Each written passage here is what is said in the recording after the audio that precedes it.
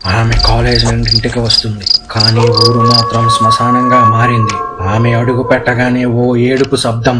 అది ఓ అమ్మాయి ఏడుపే, కానీ చుట్టూ ఎవరూ లేరు. ఆమె ధైర్యంగా నడుస్తుంది. ఊరిలో తలుపులన్నీ మూసుకున్నాయి.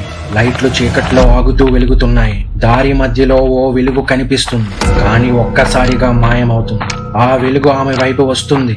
ఒక్క క్షణంలో కళ్ళ ముందు ఒక అమ్మాయి, తెల్లని పెళ్లి బట్టలతో, చెప్పులు లేవు. ఆ దెయ్యం ఆ అమ్మాయి లోపలికి వెళ్ళడానికి ప్రయత్నిస్తుంది, కానీ ఆ బ్యాగులో ఉన్న ఆంజనేయుడు బొట్టు ఆ దెయ్యాన్ని ఆపుతుంది.